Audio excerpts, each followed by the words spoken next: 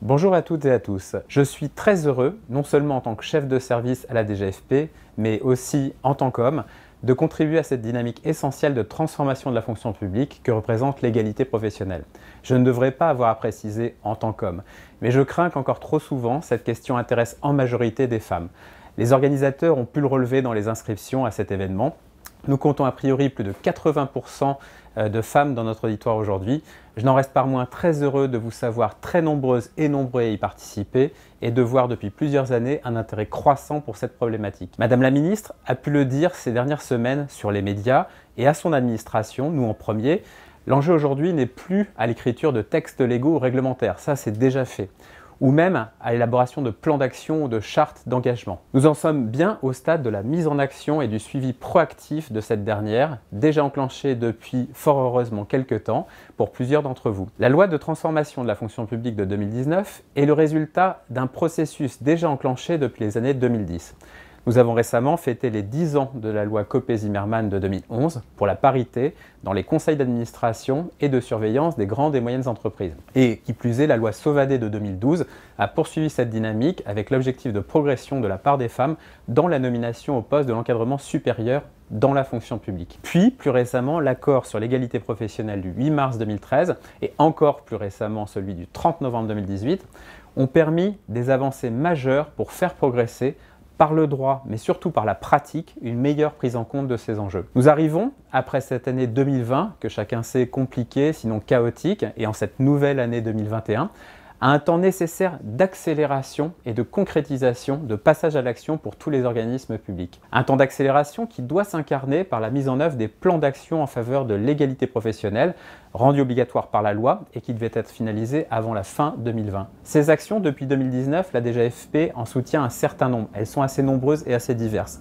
Nous avons créé un fonds pour l'égalité professionnelle, le FEP, qui a compté 55 lauréats en 2021 sur différentes thématiques, favoriser la mixité des métiers, hommes-femmes, mettre en place un dispositif de sensibilisation et de formation à l'égalité professionnelle, favoriser l'articulation entre les temps professionnels et personnels, proposer des travaux de recherche appliquée innovants. Monsieur Jean-Philippe Legueux pourra revenir sur certains projets financés par ce fonds pour le ministère de l'Intérieur. Et nous le remercions à nouveau pour ce partage d'expériences très enrichissant. Vous noterez que la prochaine campagne pour candidater se tiendra certainement, comme chaque année maintenant, avec la circulaire liée aux 3 fonds d'amorçage de la DGFP, le FIR pour l'innovation, le FLAC pour les conditions de travail et le FEP pour l'égalité professionnelle. Ce sera au dernier trimestre de l'année. Nous encourageons par ailleurs la mise en place de référentiels de qualité sur les enjeux d'égalité au travail, en proposant la labellisation AFNOR, égalité-diversité, et le label Alliance, qui conjugue ces 2 dimensions de l'égalité et de la diversité.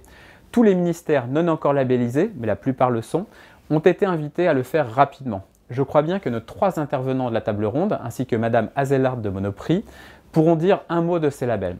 Vous êtes aujourd'hui 40 structures du secteur public à avoir obtenu le label égalité et tout autant pour le label diversité, auquel s'ajoutent des entreprises privées qui constituent un ensemble de plus d'une centaine d'organismes. Nous sommes par ailleurs particulièrement vigilants dans le suivi du dispositif que nous appelons les nominations équilibrées, donc l'accès au poste d'encadrement supérieur dans la fonction publique. Vous le connaissez, ce dispositif est fondamental.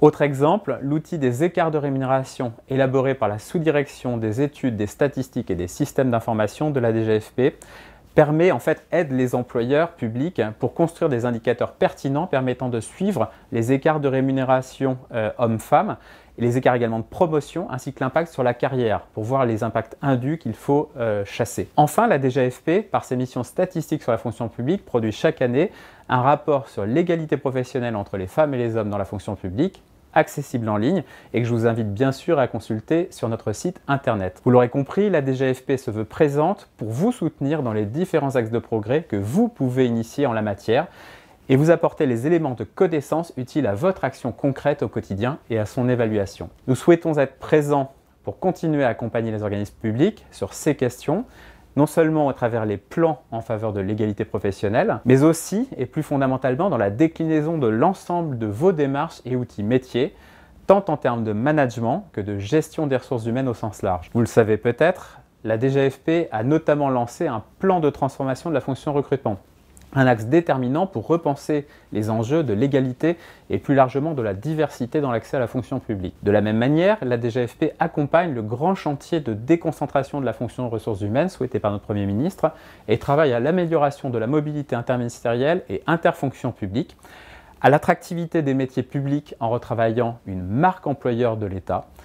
Les enjeux de l'égalité sont partout, et d'autant plus dans nos métiers tournés vers l'humain et vers l'accompagnement des collectifs de travail. C'est pourquoi nous sommes très heureux à la DGFP de continuer de vous proposer ces événements de l'École du Management et des Ressources Humaines, EMRH, qui étaient jusqu'à mars 2020 organisés en présence collective et physique, et avaient l'autre avantage de permettre des rencontres entre professionnels en recherche d'amélioration de leurs pratiques. Nous perdons malheureusement, c'est obligé, cette dimension avec le format en distanciel.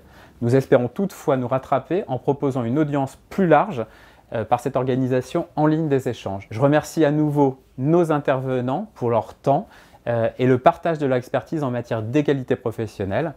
C'est tout l'objectif aujourd'hui de croiser les regards entre différents univers, différents domaines de métiers, les 3 versants de la fonction publique ainsi que le secteur privé pour inspirer le plus grand nombre. Vous savez peut-être que le MRH organise également des ateliers de la transformation RH, notamment à l'échelle régionale sur différents sujets d'actualité en termes de gestion des ressources humaines et de management, avec l'aide des plateformes ressources humaines régionales qu'on remercie pour leurs appuis au quotidien auprès des agents des 3 versants de la fonction publique. Ces ateliers, en audience plus réduite et en sous-groupe de discussion, favorisent plus encore l'échange entre pairs et praticiens, une dimension que nous souhaitons profondément soutenir et renforcer à la DGFP.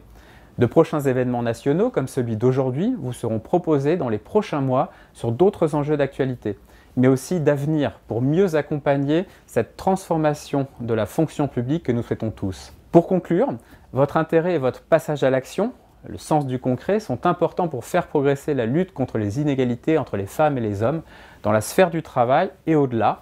Aussi, je vous remercie tous pour votre participation à cet événement. Bonne conférence à toutes et à tous.